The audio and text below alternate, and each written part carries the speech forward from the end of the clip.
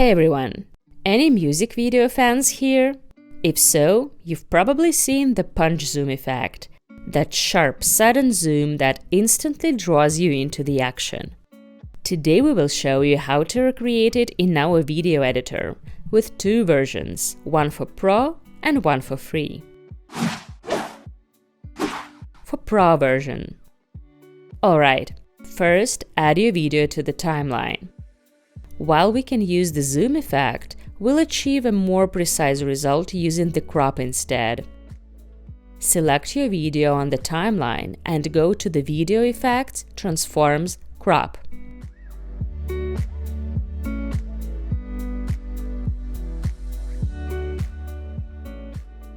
In the Properties window, set Resize Mode to Cubic Interpolation. Click on the three dots next to the left option. This will open the key editor where we need to choose the Bezier curve mode for smoother motion. Now find the exact moment where you want to apply the punch zoom. Move the cursor a few frames earlier and add a key point. This will mark the start of the animation. Adjust the position of this point in the key editor depending on the zoom intensity you need. Then move a few frames forward using the keyboard arrows, click on the crop tools, and adjust the size and the position of the cropping frame on the scene. The key point will be created automatically. Next, move one frame ahead, add another key point, then select it and while holding Shift, drag it to the right in the key editor. This keeps the zoom level steady.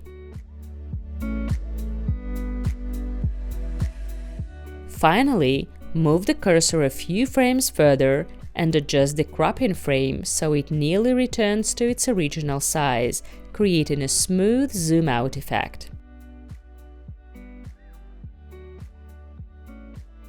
If you want a sharper, more dynamic movement, switch the parameter change mode to linear parameter change along the trajectory.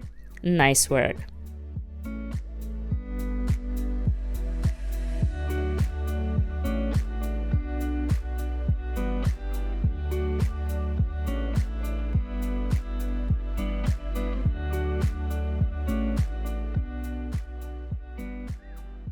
For the free version.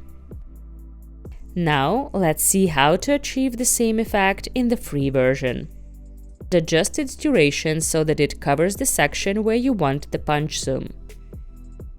Make sure the effect is selected on the timeline, then go to its properties.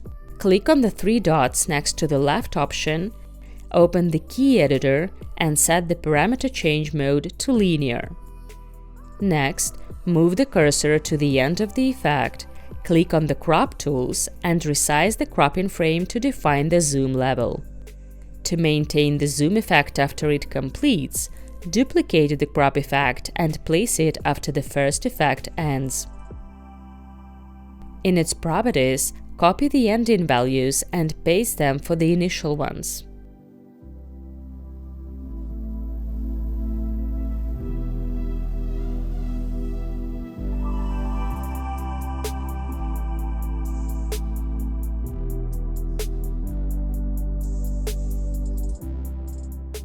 Finally, to smoothly return to the original scale, duplicate the first crop effect, place it after the second crop object on the timeline,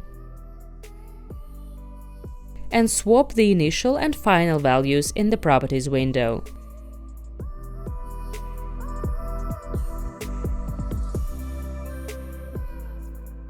And that's it.